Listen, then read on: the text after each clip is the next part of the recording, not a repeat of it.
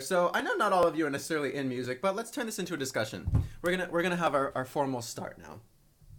Welcome everybody to week 4 of music marketing with Kisos. Today we're just gonna go over some questions that I heard a lot on the podcast that people have hit me up about, and things that I asked myself when I was getting started in music and marketing and all of that. So I would love to have everyone's input in chat. But I will also, which room is that? It's my room, Russ. But I will also, of course, give my recommendations, my thoughts, both sides of the story here. There's a video needs in the unicorn suit. I have a narwhal, Juju. Yeah, spell check. I think we're gonna do last year the nightmare after. Okay, so one thing that we talk about a lot is the importance of being near big cities. Like, do you need to move to LA? Do you need to move to New York? Do you need to be even by the main hub of wherever you live? Like, I don't know. What's the capital of Wyoming? I don't know. But to me, the reason why it's just such a digital landscape now. It's like that stuff doesn't really matter. If you're like in a big city, like look at this. We're on Twitch. Yes, I'm in a big city, but I could have been doing this from everywhere. And in terms of like actually releasing my music, being in New York had nothing to do with that. Did it help me meet more people? Yes. Did it help me get a job that was directly related to music? Yes. And that did help snowball a little bit and help me meet people that I was then able to collaborate and do more with to elevate my career. That's why no one wants to listen to me get salty. I mean, spell check. Ain't no lies there. Although, it does make me scared to mess up, so I feel like I play better. I'm like, ah! So yeah, kind of like the importance of big cities is like if you really feel like you wanna, it's obviously easier to make these personal close connections with editors and journalists and other musicians and producers. But it's like there's how many cities are there? Like, do you really have to move to LA? Do you have to move to New York or these places? It's like no, you don't. It's digital. You can do it from anywhere, and you can interact and network with everyone, from no matter where you are. But I do say, obviously, I would say, don't kill yourself trying to get anywhere. But if you're close to a big city or if you're into it, like, go take that risk. Go take that jump. Go for it. And yeah, even then you can work remotely. But again, if you are near a big city or if there's like networking events near you, like take advantage of those. Because again, it's all about relationships. That's why Twitch has been so amazing. Because it's like creating all these relationships that I wouldn't have had otherwise. And with so many people so quickly and easily because everyone else there is like everyone on Twitch is looking to make a connection too versus on Instagram or other social media. It's more about like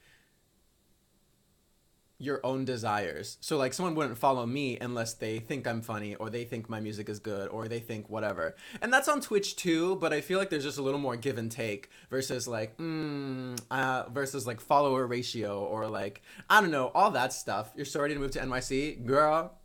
I'm ready for you too. To London right now. Please come to UK. Bring Adam. The other thing too is like I don't really like big cities. I've grown to like New York. I've grown to get used to it. But the other thing is like in the past people would move to big cities because they're like, oh, I'm gonna get discovered. I'm gonna get discovered by playing at this venue and opening for this act and doing that. And it's like that really does not happen as much anymore. Number one, because there's so many more artists. Number two, because venues are closing down more and more. Number three, because again, it's a digital landscape. You have to have so much more proof of concept and proof of your brand and your success before anyone will pay attention to you anyway. So it's super, super rare that nowadays, you're just performing at a venue for like 40 people, even if it's one that, maybe music industry people used to frequent or still do, and that they're just going to come up to you after your show and be like, yeah, let's do this. Sometimes they might say, hey, you're really great, take my card, but they'll talk to you about it and they'll be like, well, you kind of need 10,000 real Instagram followers first. You kind of need this, you kind of need that. So it's like, sure, you made a great connection. You have this person you can talk to, invite to more events. Maybe they will, you have someone on your team that you can, not officially on your team, but I just mean like on your side that can vouch for you and be like, yeah, this person's really dope. I've seen them live before. Maybe they can help, make it easier for you to make some next steps. But it really started by people not wanting to work on a farm. I mean, I wouldn't want to. I couldn't handle it. I mean, if I had to handle it, I could work on a farm, Juju, but I wouldn't. I would prefer not to. I would rather, I don't know. You gotta wake up early. You gotta shovel doo-doo. You gotta have big-ass boots. You gotta have everything. My goodness. Yeah, this is my least organized podcast so far. But these were just questions that popped up, and I didn't have time to make slides. But also, I was like, do I really need to make slides for this? And then something else someone was asking me is, what do you think is more important? Like getting stories written about you or getting on Spotify playlists? Like, what should you focus on with a limited budget? And it kind of depends on what you value, and it's kind of hard to say because there's so much value in numbers nowadays, like numbers of streams, numbers of monthly listeners, things like that. But to me, it's still more important to get stories written about you and create relationships with press over Spotify playlists, because that's something that will stay up for eternity. You know, like if someone writes an article about me, until the internet explodes, that's going to be on the internet, or if they like stop having their website. But Spotify playlists, you could be on it, you could be getting hundreds of listeners, even, I mean, just talking about listener-based playlists, not even the official editorial ones. And they'll take you off after a week, they'll take you off after 2 weeks, they'll take you off after a month. So it's like, sure, you got a few hundred listeners during this time. Maybe a few of those people followed you and are now going to become, you know, fans that support you in the long run. But number one, streams don't make you money. Press doesn't really make you money either, but it also is an opportunity for more people to discover your name and find you. And when they're Googling you, you know, there's more there for them to discover and dive into versus, yeah, I was on a few Spotify playlists. I had 10,000 monthly listeners before. Now I have 300. There's no shame in that. It's just a thing of, it's very tenuous. So how are you going to get people to you in a more permanent way? And blog posts are definitely growing slower, but I feel like it's more steady. More steady connections that you can make with people when you're just getting featured in articles and interviews and, you know, getting stuff written about you from your hometown press. It doesn't even have to be like Rolling Stone or whatever. Like I got in my college newspaper and my hometown newspaper just because I pitched them my EP last year. And that was great. I had a lot of people, just like friends that I grew up with, who were like, oh my God, like I didn't know you were doing music. Like this is awesome. And like, cool. Like people that I didn't really know. How big is the site that made that song review? They're not that big. They're kind of like a small to medium, I would say. Let's look up. You can also, if you haven't heard of similarweb.com, I'll put it in the chat here right now. For record's sake, similarweb.com is a website that you can use to see the traffic that websites have. It's an estimate, so it's not for sure. Oh my God, wait, why'd they get so much traffic? They grew so much. Okay, so this site has 167,000 total visits in a month. So let's say that out of those 167,000, if you divide that by 30, that would be like a very rough estimate of how many come on any specific day. So let's say 167,000 divided by 30. Let's say there's 5,500 people going to the website in a single day. And then if you divide that by, let's say there's, 12 main hours people are active. So divide that by 12. There's maybe 450 people that are going to go online to this website that I was specifically covered on Atwood Magazine. My premiere article for the track. Let's say there's 450 people that are going to be on the website when your article goes up. Then let's say 10% of those people actually click on your article and listen. So maybe even though this website has a super solid, amount of monthly visits, 167,000, it's like, that doesn't necessarily mean you're going to get clicks, you're going to get listens. But then when they also post it on their social media and blah, blah, blah, and when you shout yourself out and, not yourself, but shout out the article that you're in, and then they retweet that or share that, that helps do that little signal boost over and over. Because, that's probably true. When I had my premiere, maybe it was like 50 people, I would guess, that were not driven there by me that went to listen to the track. It was just your bot clicking on the review 100,000 times. No. It wasn't my page that got 100,000 views. It was the website as a whole. Work on a farm or work in a factory with minimum wage with rats and illness. With no minimum wage and rats and illness. Oh yeah, that's true. I'd rather work on a farm. So what will happen with your stream? I'm going to keep streaming, Hifa. I love streaming, no matter what. Like, if anything, it would just be maybe more IRL stuff. you know, just kind of like if I'm on tour, like, hey, here's what we're doing today. Here's sound check, stuff like that. Um, but I will always want to make time for stream and more intimate stuff too, just like this and talking, whatever.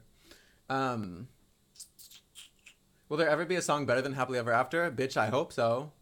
I hope so. If that was my peak, that is disappointing. That is so disappointing, Edis. It's a great song, but imagine, like, my first single since my last EP. Like, I feel like this is my first, like, real professional single, because it is. So I'm like, that's my best, bitch. It's waiting for Apex Mobile. Yeah, I'll play it on the tour bus.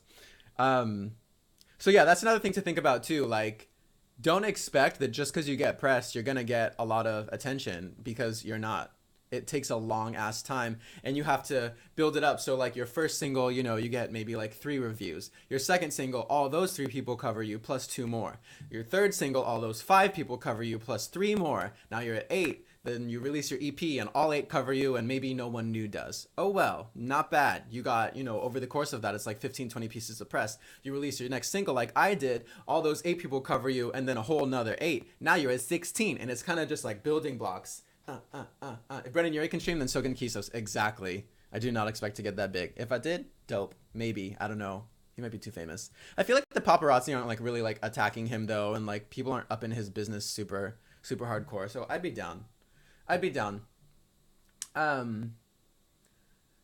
You say one stupid thing and everyone ignores you. Well, I mean, when you get to a really big part, then press is kind of different and publicity is totally different. But more from the grassroots level, it's literally just about like sharing your music, reviewing you, all that stuff. And I mean, sometimes people say some stupid shit that they deserve to be ignored for. So I am mad about it. I've never seen someone get ignored for something they didn't deserve to get ignored for. And I've seen a lot of people that said stuff they should have been blacklisted for, but they don't care. Like, society's like, whatever. You know, like, what's his name? Those blonde brothers from whatever, Vine. The one who, like, filmed the dead dude in the forest in Japan. So he doesn't have time to stream compared to other artists.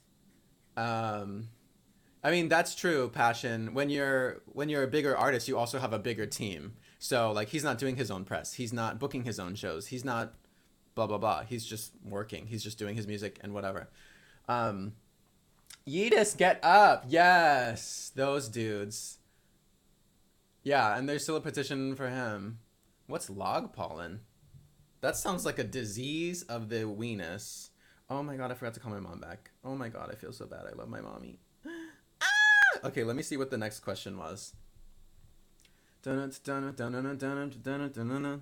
Okay, another thing that people always stress about when they come to me for PR, they're like, my social media numbers aren't that great. Like, I'm going to sign up with a service and get them to where they need to be. And I'm like, no. Do not do that. Because, at least for me, if I see someone has fake-ass social media, I'm like, they're not polished. They don't know what they're doing. They're trying to take the quick way and skip the work. Or they're putting value into the wrong things. Like, only because he's part of a gang, so he's blaming. Yeah, he's ratting them all out so he can get out. But I've, you know, sometimes I work with artists and they have like 10,000 followers, but they get like 30, 40 likes. And I'm like, this is your first single. You just created this social media account. It's obvious this is fake. You got 30 likes. You got 1 comment from someone who just said like, ooh, this is great. Check out my page for fire beats. Like, it's better. There's so many artists that it is true that a lot of press will not look at you if you don't have certain numbers. But the press is also not stupid. Journalists know when it's fake. Most of the time. I'm really surprised that whole thing with that metal artist. Did you hear about this? What was his name? Oh my God. This metal artist, he like scammed all these venues and shit to create like an international tour. What was his name? Like, what was his name? I keep wanting to say Seether, but that's, Threaten. I know it's not Seether. Threaten. He basically created fake promo videos that like fake made it look like he had a big following and could like sell out shows, and had fake social media numbers with fake engagement, which again, it's just not worth it. It's not satisfying. Like, is that satisfying? To have 10,000 followers, and sure, maybe you're getting 1,000, 2,000 likes on all your pictures and 50 comments or something.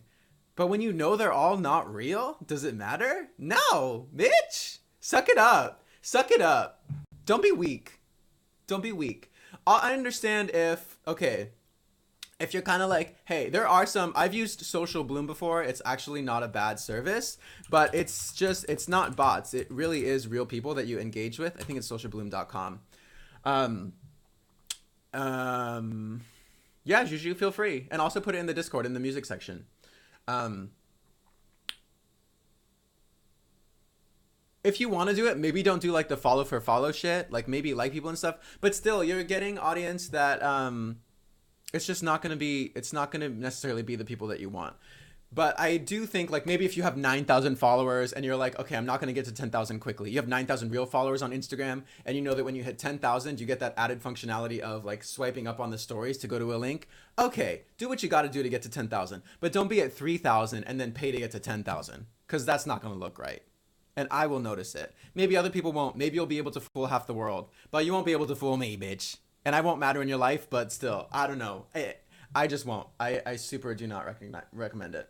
And again, there's a lot of artists that don't have that many social media followers, and they're blowing up. And then they get those social media followers for real. If you make the right music, and if you have the right branding and pitching stuff that we have talked about over these last weeks, you will be fine, baby. The Johnny meme? Wait, what? Oh, like chasing. Got it. I didn't see the first part. There's a huge difference between a huge indie artist versus a huge pop artist, and promotion is one of them. Pretty much hogs all the time of a pop artist. True. Like, huge indie artists are still doing so much on their own versus, like, huge pop artists, you know, they have that big machine behind them. Like,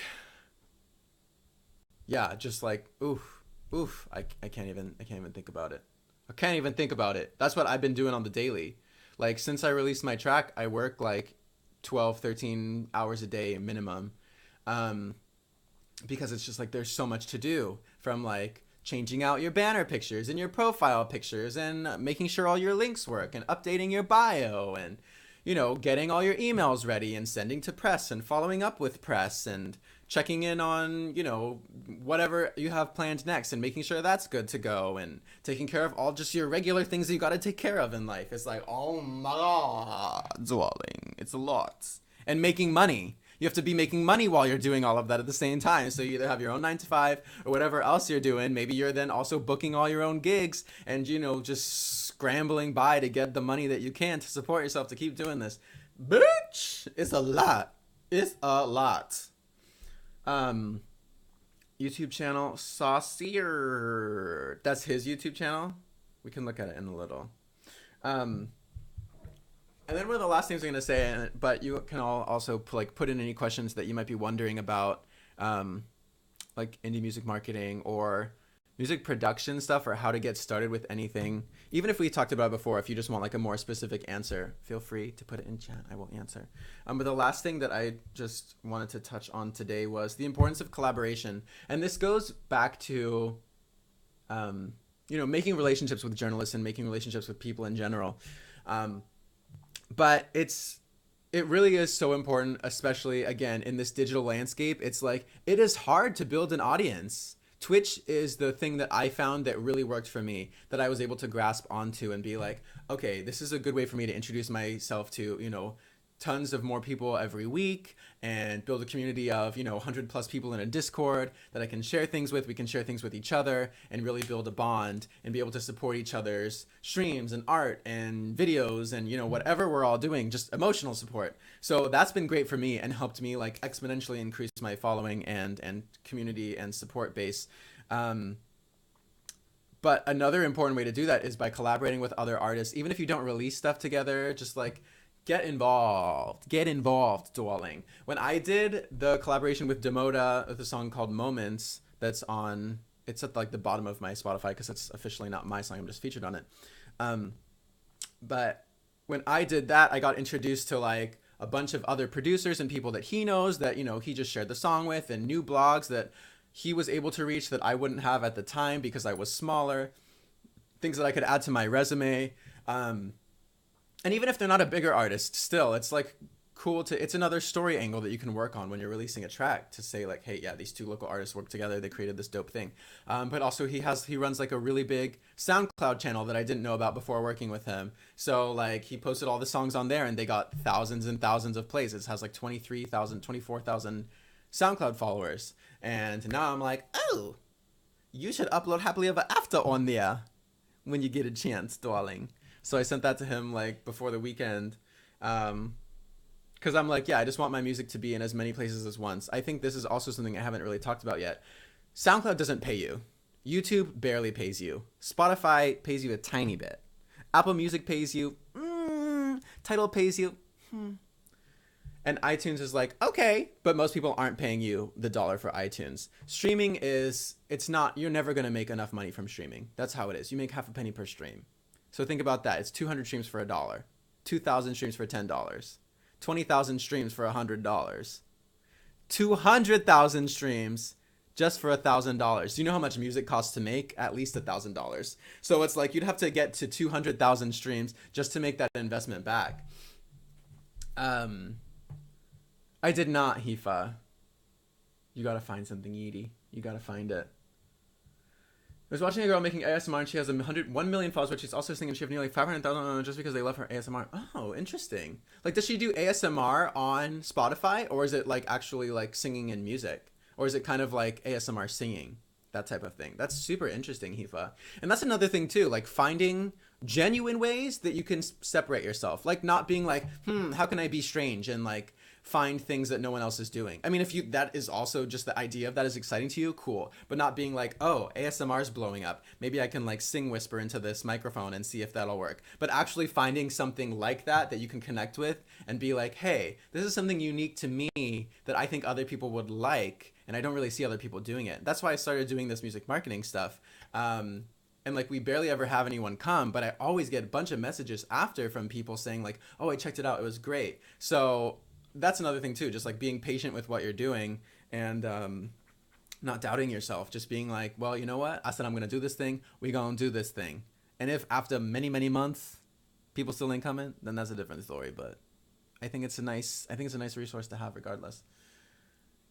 Coming for Selena's gig, Janet Jackson. See, I thought I hated ASMR too, Yeetus, but I just hated what I thought ASMR was, or what I related it to. I related it to like really loud, crunchy chewing, which I hate that kind of stuff. I hate slurping. But then like I do kind of like the ones where they're like, ooh, let's pick up the rocks or whatever. Or I realized like there was one day I was like, I want to just listen to like train sounds to fall asleep. So I like looked on Spotify and found like this playlist of train sounds, and it was really nice, and I just went to sleep to it because I couldn't. Would you say Twitch is an area that more artists need to attempt to get into? I would say this is great for current fans and also introducing yourself to a new audience via discover categories, but Twitch has a stigma of gaming, so it must not appear like a friendly to people unaware of the music scene on here. Passion Pit, that's a great, lovely, thoughtful question. Thank you so much for that. Yeah, I mean, the music scene is definitely growing a lot. As you can see, like Brendan Urie coming on here. There were a few other people I can't remember now, but there's like, as these bigger artists come in. Oh, also, I'm in this like artist managers group, and they were like, so we just started using Twitch for our musician, and we were just kind of curious what other people are doing because it seems like it's really taking off. And other people were like, I hadn't thought of that. Oh, I haven't heard of this. Oh, yeah, would love to hear answers. So I was like talking to people about it and being like, oh, here's this that you can do, here's that. So it really is. Like the Twitch music scene is in a much earlier stage than, Twitch gaming, which is kind of cool because it feels like we're in a way like we're behind the Twitch wave, but we are so not, baby. Like you can still start a Twitch stream now and it's like early adopter at this point. Even for gaming, like it's a huge site, but I feel like it still is not. Everyone I talk to, they've never heard of the site at all. Even gamers, they don't know what it is, most people. So I think Twitch is a huge thing to be able to, like you said, Passion Pit, create, just have another way to directly connect with your current fans. Because like Instagram Live is cool, Facebook Live is cool, Periscope is cool, but Twitch brings another level of professionalism because typically it's not done on your phone. You have the alerts, you can get more tips and donations from it as well, and also again, create more of a community through like a Discord. You can, again, do that on social media, but to me, it's just more intimate because it just is. It is, you know, you have this time set aside to talk to these people instead of on social media. It's kind of like you're posting when you want, you're going live when you want. And obviously I'm going live when I want on Twitch, but it's also a time that we kind of have a mutual agreement on, even if you don't necessarily remember exactly when I'm going live. You know, it's something where you're like, okay, I know he's on Sunday through Thursday. I can kind of go check his channel, or I can go check on his schedule if I don't remember, or, you know, whatever. It would also help to sell artist merch, funding an artist without touring. Yeah, definitely. Like, I say that about merch. I would not have been able to sell the amount of merch that I did without Twitch. When I started my merch thing, I had like 1,000 something followers on Instagram. I mean, pretty much the same. And, you know, a couple hundred on Facebook and like 700-800 on Twitter and like 50 or less monthly listeners on Spotify. Does that sound like the type of person that's going to sell 30 pieces of merch? No. Did we sell 30 pieces of merch? Yes. It also helped that Ross bought like 5. But I mean, again, how did I meet Ross? Twitch. And, you know, I would say maybe like a third of the people that bought merch, like maybe 10 or 11 people that bought merch were from just like my regular life. And then the other like 20 people were people that I had met directly through this service. So VODs are stored too, and like most streams being saved for 24 hours, with managers, you can totally save the VODs forever by making it a highlight. Yeah, and that's a cool thing too, is like you can highlight, you can use it for so much different marketing. It's such an untapped marketing potential, Passion Pit. In terms of like you can premiere music videos on here. You can also do that on YouTube. But it's just, there's so many different things that you can do, premiering the music videos, you know, highlighting special shows or sets like festival sets. And it's like, again, yes, you can do it on YouTube, but why not have it in more than one place? Why not have it on YouTube and Twitch, or Vivo, YouTube, Twitch, like whatever you got to do. I don't know exactly. I don't think you can have something on Vivo and YouTube anymore. They made that, they combined it. Sure, Twitch would happily agree to a big artist being front page too. Yeah, I think Metallica used to stream. Oh, Deadmau5 just got banned from streaming because I think he said the F word, the gay F word. And I think no, not Metallica. I don't know. I feel like, is it Metallica? There was like a really big like metal band that like streams sometimes. Or has before at least. I've never claimed none of those hoes.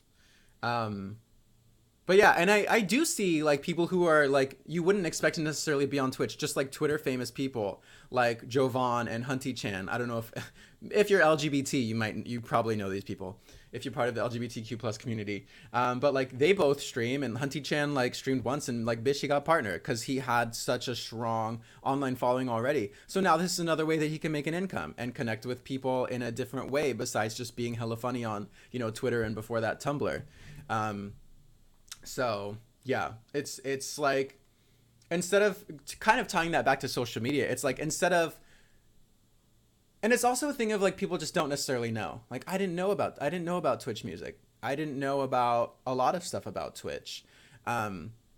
Before I started streaming, like I had heard of it before. That was it. I don't think I'd ever been on it. That was it. I just heard of it. But it's a thing of like, okay, now that I know about it, there's no excuse for me to not use it. I'm comfortable broadcasting. If someone's not comfortable broadcasting and being that type of personality, then maybe that's different. Maybe you got to find something else to build a community. But for me, it's like, bitch, let's do it. This is such a great way to build my community in a real way versus just going through hashtags and liking pictures and commenting. Sometimes that's a grind you got to do, but it's so much more work for so much less return. And so why not find an easier way? This was easier for me. Like an easier way that isn't cheating. Zed has streamed. Okay, yeah, true. Drake has streamed, but I feel like he streamed on Ninja's channel, right? Or did he create his own? So occupied, but any artists would benefit off of it if they have the time. It's true. I recommend it to all my clients, all of them, because they all have like amazing live setups. I mean, they're all amazing artists. I tend to work with people that are stars. Like they have that X factor. I don't really work with people that bore me. You know, I work with people that I think have something super special and they have the potential to blow up. And that's why I want to spend my time on them. I mean, obviously they're paying me too, but it's up to me if I want to work with somebody or not. I only work with a few people at a time. So I recommend it to all of them because they're all dope, they're all funny, they're all super great singers, great musicians, just talented in every way. So I'm like, you want to quit that 9 to 5, honey? You could do it in a few months because you're dope. And you have bigger social media following than me.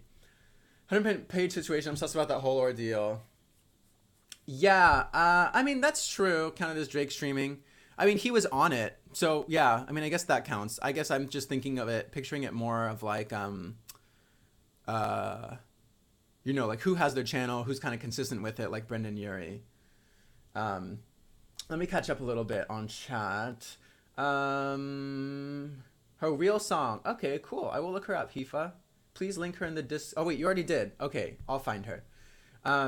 In my video posted, he said he was happy because he reached 800 gays on his ASMR channel. Wait, what?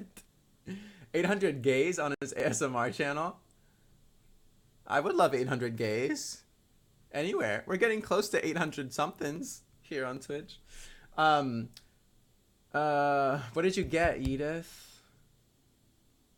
You should make ASMR singing to make you sleep. It's really a thing. Yeah, is it kind of just like whisper singing?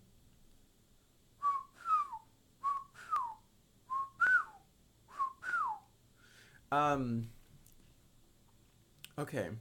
I think that's kind of all the questions I wanted to go over today. We actually talked for a long time. I didn't expect that.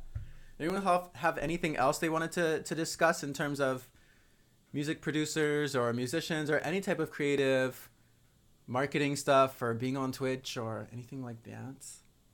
I'm a person, some of them play guitar and sing. That would make sense. Like, I just picture it so like soft and quiet. I'm really interested. I never really thought about it until you brought it up. And you said the ASMR artist. I'm like, oh, I wonder what they do. Is it like ASMR singing? Okay. Any last questions that I'm gonna say? Thank you all for coming today to the music marketing stream. I'll be here again next week. I'm pretty sure. I'll tell you if I'm wrong. And if you have any questions, whisper them to me. Add me on Discord, wherever the heck. Send it to me on social media at It's Kisos. And maybe we'll go through it next week. Otherwise, I don't know what to do. So you can also just give me ideas about what to do next week for the music marketing stream. Okay, bye. Okay, not actually bye though. It's just bye to them. The highlight is now over. We can have some fun. Hi, Raga. You're delivered 1 minute and 45 seconds. I made buttered noodles. Oh. With some salt, with some pepper, with some paprika, with some oregano. You're basically done. That's a whole pasta, baby. Add a little canned tomato and spruce it up. Put some basil, a little tiny bit of sugar. Cook it all together. Add some cheese. We're not actually done though, Yudis. That was just for my ending for the podcast.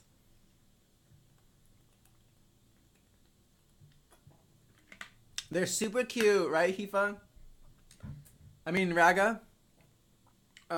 Also, okay, so what do y'all think? What type of emotes do you want to see for my tier 1 emotes? I'm going to move Mallory down to tier 1. I don't know what to make tier 3. I'm going to keep my, like, that one is tier 2 because I think it's very popular, so I want it to be an incentive for people to go tier 2. And then I'm like, I feel like I might do, like, the Shooky Cookie on tier 1. So if it's the one we have, Mallory, Shooky Cookie, like a Kevin, like that type of emote. Oh, I definitely will, Passion Pit. You have to have, you also don't even have to have it consistently. You just have to hit it once. I think it was like 50 subscriber points. So I've hit that. I don't think I have it currently, but I've had it before. But it also is rolling out like month by month. Like you can add a second one now, but then March, I don't think so. I mean March, then the third one, and then April and May. So I don't have to stress it, like worry about it right now, but I just like to. I like to plan. I like to think.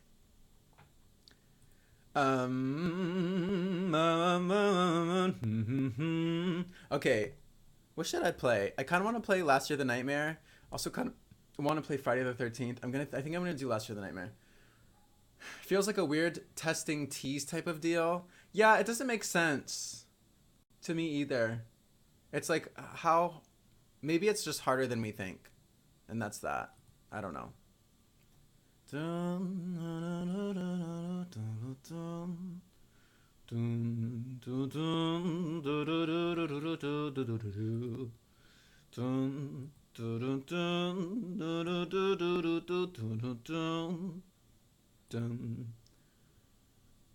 You may have 25 subs. I mean, you might not have even realized that you had more points.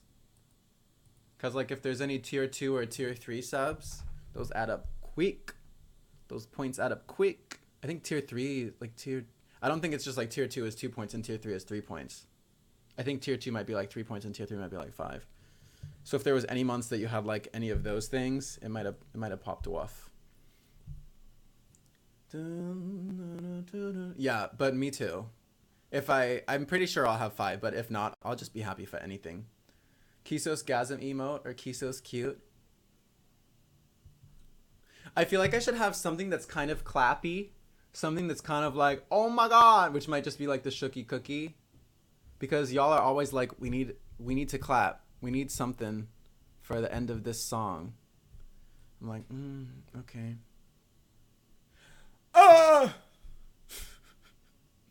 But I also have to make them all myself because I ain't got no budget to work with nobody else. Unless someone wants to donate their time in return for some special gifts that I will figure out. Gonna give you the clap. That clap back, baby. Clap back. Every time. I'm watching too much Grey's Anatomy. I've never watched that. Well, I've watched like a few episodes, but not that much. Not enough to really know anything that's going on. Sometimes a crying emote. Yeah, cries are cute. Cries are cute. Oh, I was thinking like a squirt emote because I say squirt a lot. I also got to think about like what stuff we talk about, like eat my ass with a pumpkin scone. So that could be like an angry emote because I normally say it when I'm like, oh, fuck you, bitch, you know? Commissions are not. I'm holding off for a month until I can afford paying an artist. Yeah, I mean, that makes sense because, again, there's no rush. You have months just to get a thing. And it's probably better if you're like, hey, can you make like 4 for me versus like 1 at a time? They probably give you a thickie discount. What is up with my stum? Those are cute. Those are cute, Edith. And I do like the Dead by Daylight ones, but I want them to be fully original. I want them to be fully original. Okay, what should my title be? We're gonna play Last Year the Frightmare. Bye. You going to Soho? Yeah. Have fun. Enjoy buying pants. So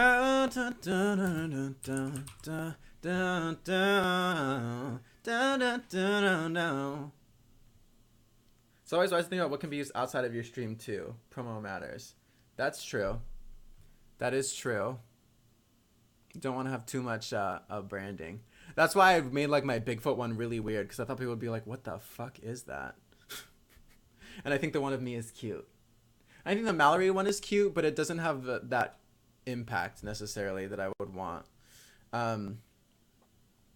Okay. Educational business. Let me add LGBT. LGBT. What tags do I normally have on this? Nicole,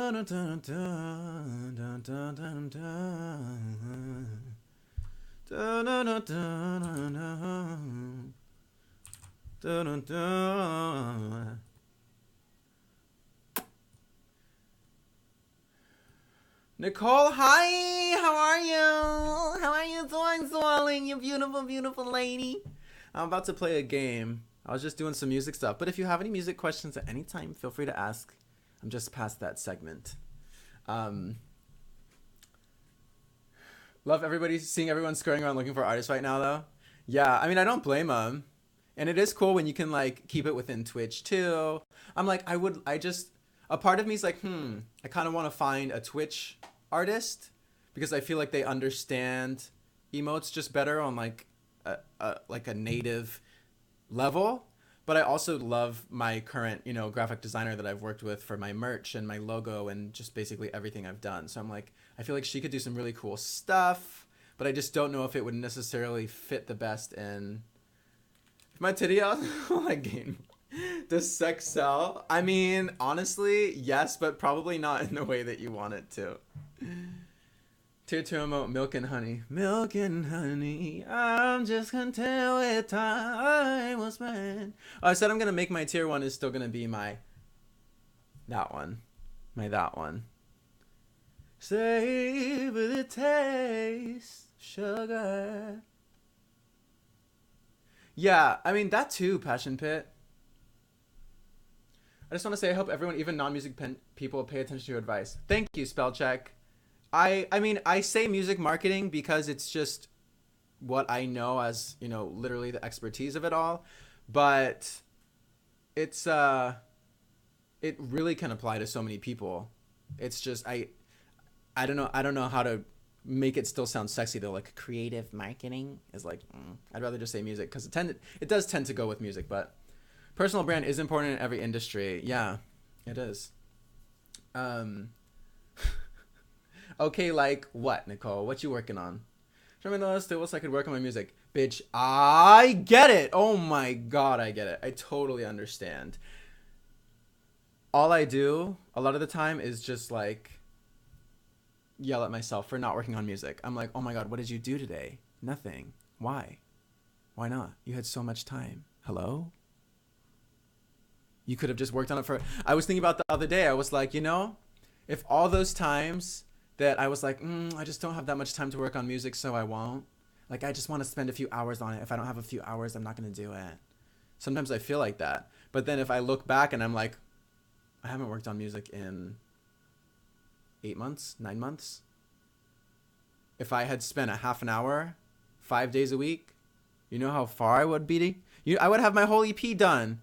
I would have even more music.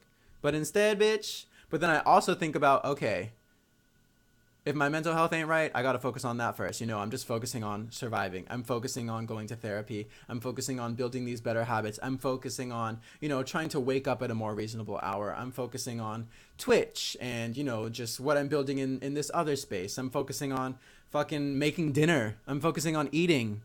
So I try not to get guilty about that because even if it doesn't feel like it, all that stuff is still building you up for what you need to do at some point in the future. Also, you are younger than me, aren't you? Like, believe me, I'm barely getting my shit together and I'm 27 and a half. Making a habit of writing my feelings down into lyrics that's the least I could do. That's awesome. That's great. Like just anything, because look at it. Like that's something that makes you feel productive and it's something you can come back to later, you know? Yeah, you're going to be 25. You're going to be 25. I'm going to be 28. So it's like 4-year difference. When I was your age, I feel so old saying that. I don't know if I've ever said that before. Also, it's funny because you're not that much younger than me. But yeah, 24, I think that's when I was like moving to New York. Or no, how old am I? What's my age? That was 2015 for me. So I had been in New York for a little bit. When I turned 25, it was summer. And I had released a kind of single 6 months before that. You've already released, is it 2 a.m. or 3 a.m.? 3 a.m. Also, if y'all don't follow Nicole, hello? LGBT streamer, music streamer, gaming streamer, lovely streamer, super sweet. What's my age again, right? I don't know. Kisos is an old daddy. Shells or elbow noodles? Kisos is important. Shells, Yeetus. I say shells. Your social media stuff needs to be said to every streamer. Yeah, it was really nice to be on the music podcast, and then that first week we had so many people here. But it didn't fully continue after that.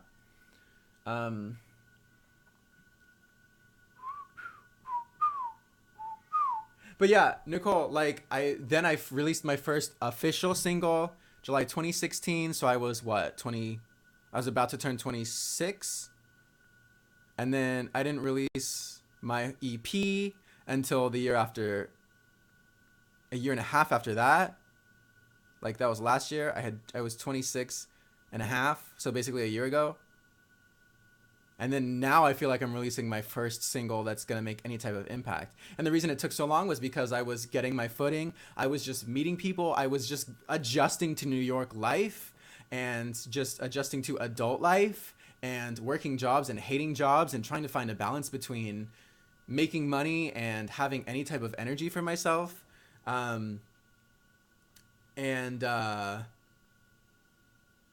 Yeah, that takes so much work and so much time. I thank God that I finally decided to go to therapy.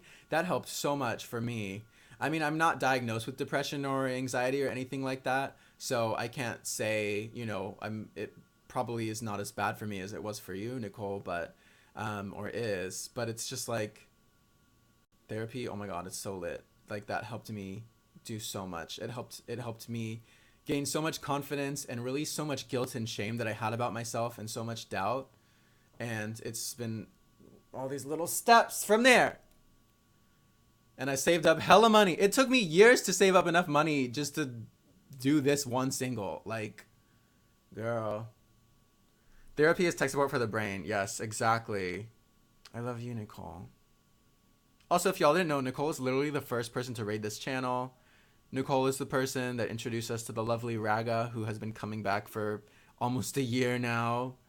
Someone like, fix your back. Raga, I feel exactly the same. My back hurts.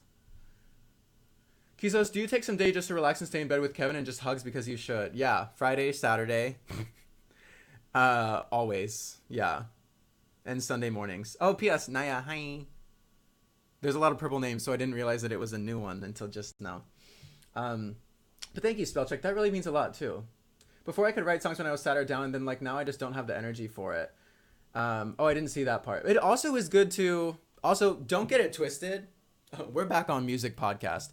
Don't get it twisted. Being sad does not a good artist make. You can make amazing art from being sad, but never, ever, ever feel like you have to be sad to tap into your genius. You can be happy and still make sad shit. You can be sad and still make happy shit. And no matter what, you can always make great shit. It ain't shit. You can make great things. Okay? Okay?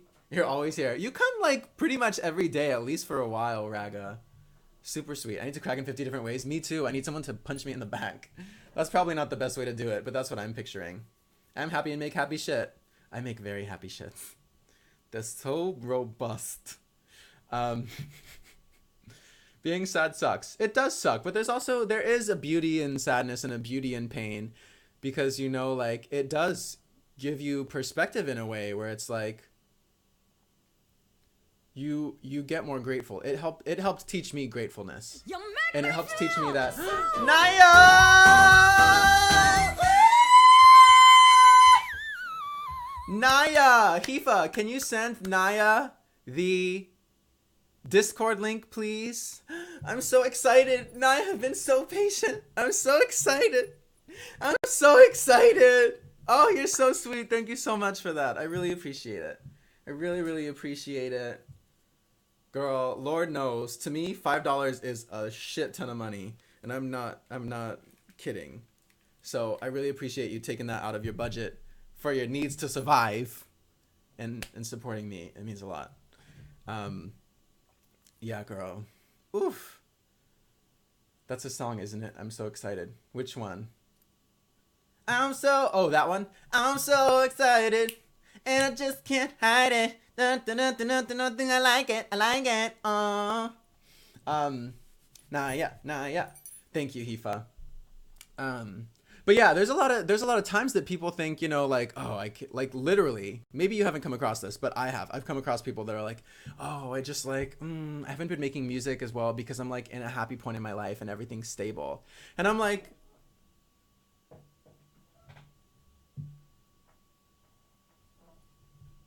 what? You're gonna blame your happiness on why you're not making stuff? No, don't use that as an excuse. You're happy. You should use that. Don't discount yourself.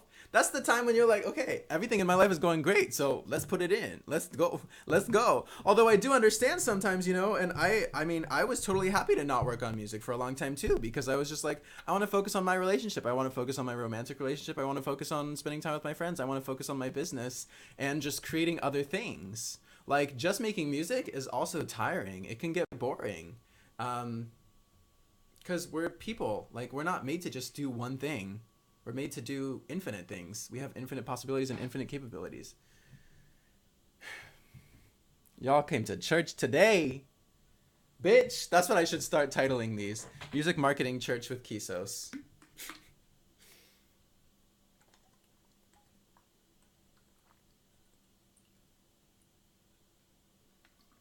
Oh, this water's good. This water juicy.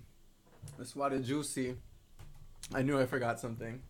We were talking about that. Kevin and I went to the gym earlier, and I was just saying, I was like, just trying to think of like how, like, I think I'm going to start hitting up some music streamers I know and just kind of like asking them for like what questions they have or what they want to talk, what they would like to hear. Cause I've gone over just the basics of like, what is press and like, what does it mean? How do you get it? How do you prep yourself for it?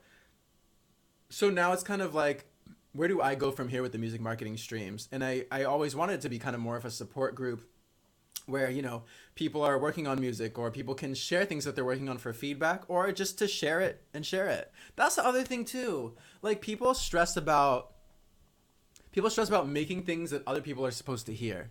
People stress about making things that, I'm going to put this in just chatting since technically we're like done with the music marketing thing. And I just want to see if just chatting will do something. If people will just kind of come in. Dun, dun. Let's try it. Stress about making things and then not wanting people to hear. In what way? What do you mean? See, it's. But what I was gonna say is making stuff that just for yourself is also great. You don't have to feel like you're making something for people to hear. But is that what you're saying? Like, you make something and then you're like, ooh, I don't know if this is good enough for people to hear. Last time I stressed I was 16 years old. Wow, Hifa, that is a superpower. To just bring it trolls. I'm bored of it. Good point. Should I go back to talk shows? Let's go back to talk shows. Like, lately, just chatting has been just, like, terrible. I mean, it is a talk show anyway. Okay, we're back. We're back in talk shows, ladies. He's going back and being, this is horrible. Normal artistic stuff. And I read a really great quote about that before, where it's like, when you have an idea, it is just so pure and perfect and beautiful in your brain that you'll never be able to recreate it. And that's okay. That's part of the process. Like, you have something, you have this ideal, you have this fantasy that's just going to be impossible to achieve. Unless maybe you work with, like top tier bitches that you're paying like $10,000 to finish a song. And then you could do it. Or, whatever kind of art it is that you're doing. The power of pills. Oh, is that why? The pills have the superpower?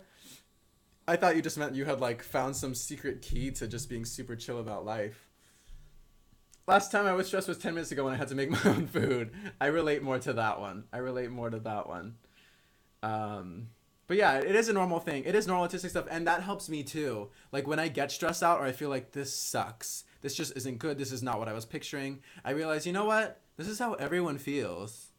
So like, just push through it. Like this is how everyone feels. You're always your own harshest critic. Like no one else. Here's the thing. If you put something bad out, most likely what's going to happen is people will just ignore it. And I'm saying bad with quotation marks. Because if you're making something that's not bad, it's all a vehicle to get to, again, closer to the vision that you have in your head. Being able to make your idea into a perfect reality. Like, people are not going to be like, oh my God, this actually really sucked. Like, I don't know. That's all in your head. They're going to either just ignore it or they're going to be like, this is good. This is great. You just don't feel stressed anymore. I'm a lot better at pushing through stress because, again, it's like most of the time everything works out. I try to just be super grateful for everything that I have. So then I get stressed less. It's like when I was stressing about the song, you know, yes, I was stressing, but I wasn't totally freaking out because I was like, you know what? It's probably going to work out. Number two, worst case scenario, I know I have this strong community. If all my streams disappear, if it gets deleted from all the playlists, my community will still be here. They will make some stuff happen. It's not like it's gonna never get heard again. Butter noodle only made me more hungry. I'm gonna make some ramen. I mean, that's kind of the same thing, but I support you, Yidis. I support it. Technically, I have a lot of branches of art to improve on, so it helps desensitize me. After the 20th time, it's like, oh well, I can do better. When's lunch? Yeah, it's true. That is true. It's like you have to get out of your head. You have to get out of your head when you're creating. And stop worrying so much because again, no one else does. Another thing that was really great for me, I feel like I've said this on stream, but maybe not. That really helped me was actually realizing that nobody cares about me in a good way. Like no one's expecting things from me.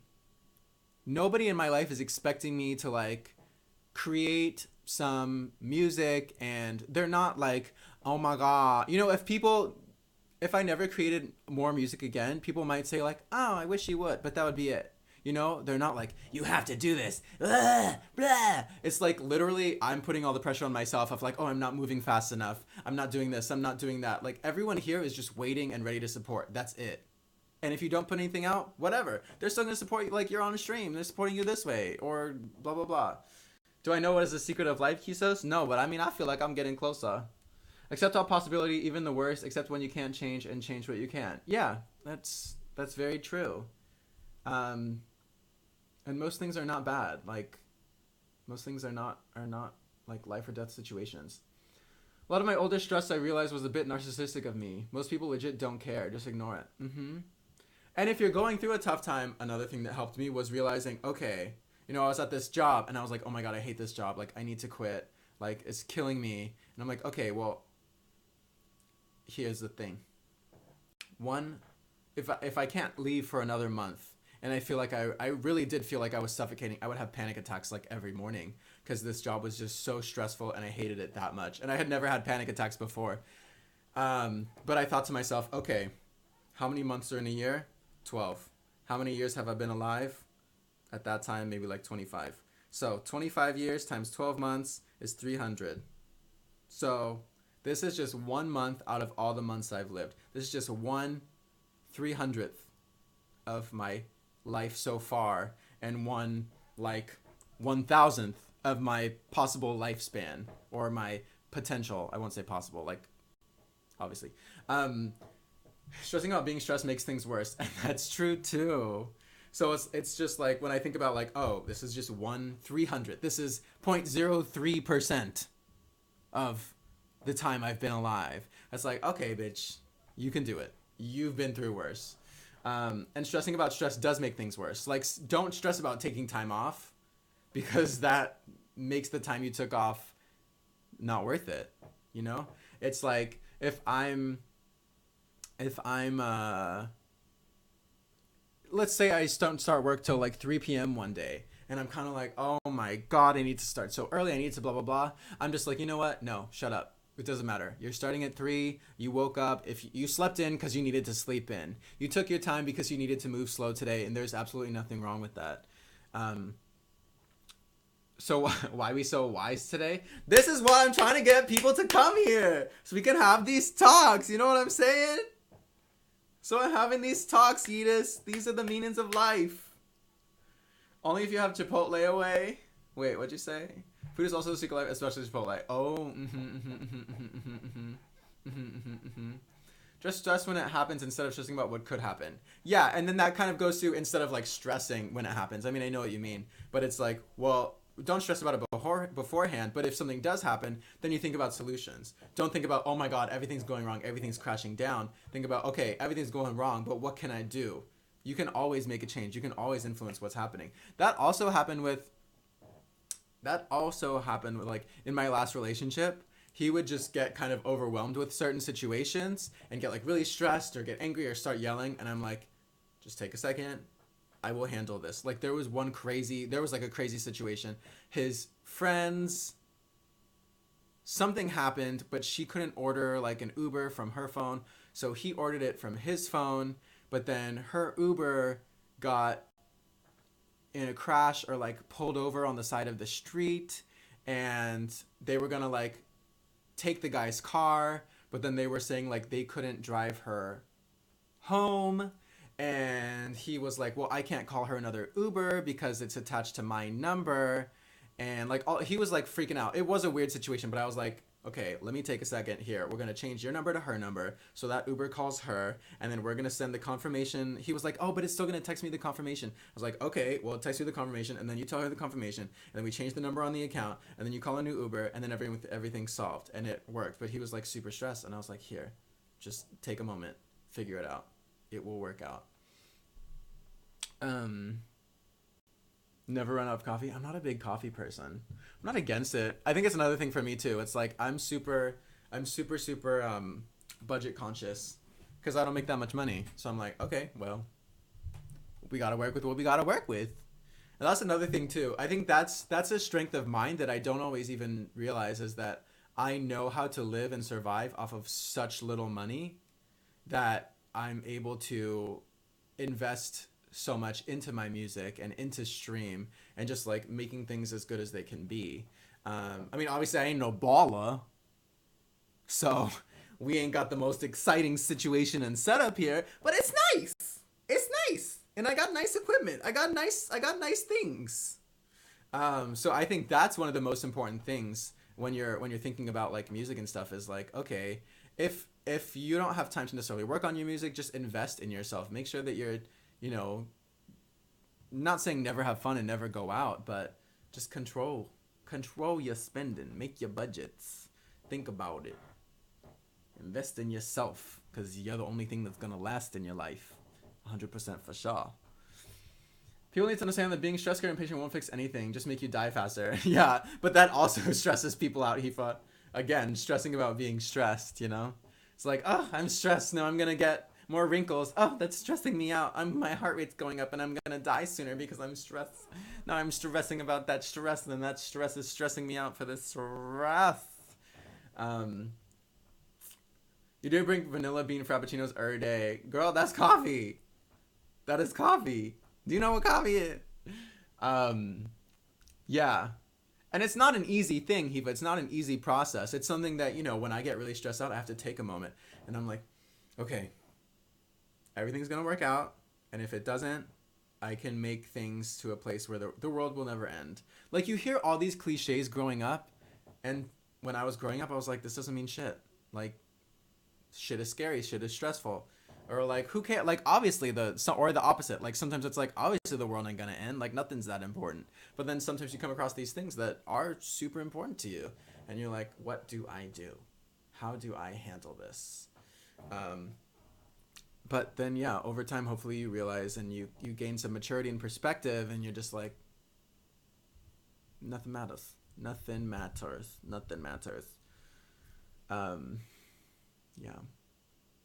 There's also a lot of stuff I'm saying that comes from a position of privilege. Like, my parents did pay for college, so I was able to move out, and like, I don't have to make as much money because I don't have to pay student loans.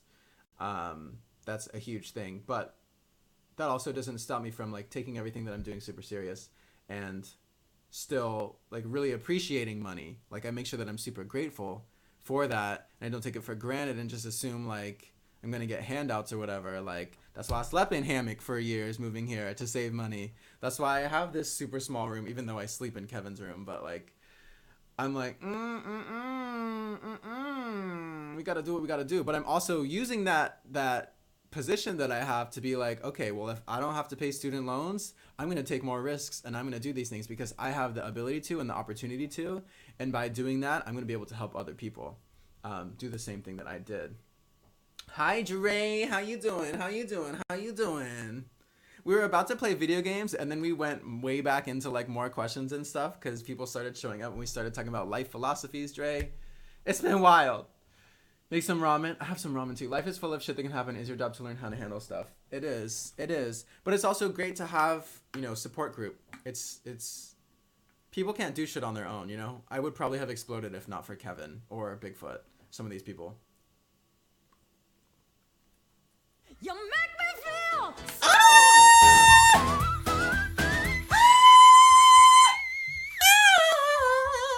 Oh my god, Dre! Y'all, Dre came for the first time like last week, and then I went to his stream, and he's super sweet. He was learning how to do some music production Ableton stuff. Can we get a shout out for Dre and Hifa? Can we also get him the Discord link? Y'all are so sweet. Y'all are so sweet, my god. But yeah, I do these music marketing streams every Sunday, Dre. And the first two were super structured. The third one was like pretty structured. This one was more just like I had some like frequently asked questions, I guess, that I kind of wanted to go over. But the other ones are more about like getting press, researching, finding the right people to hit up, how to create relationships, getting on Spotify playlists, all of that type of stuff. And then like organizing yourself, like less sexy stuff, like organizing it and spreadsheets and when to follow up, and but also like creating press releases and pitches and all of that stuff.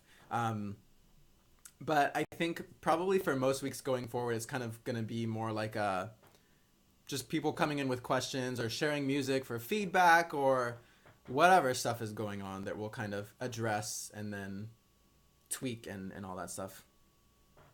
It's a great way to help the community and also build your brand as well. Yeah, that's why I wanted to start doing it, because I do music PR professionally, and I was like, what can I bring to Twitch? I just like going into my, kicking off my second year, I was like, what can I bring here that's different and interesting, but is also something that I am interested in and can help a lot of people.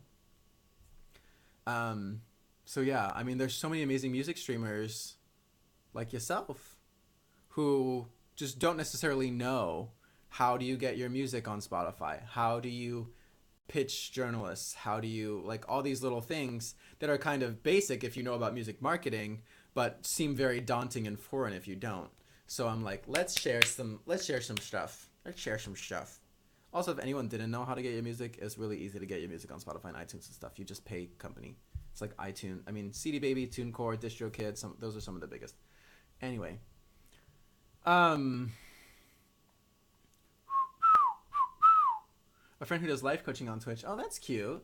Because a lot of people need that type of help here, so I'm sure many can use your knowledge, skills, value you can bring for music marketing as well. Yeah, I mean, I also, Spellcheck was saying earlier, it's like music marketing, but also it can go for a lot of types of creative marketing and self-branding, stuff like that.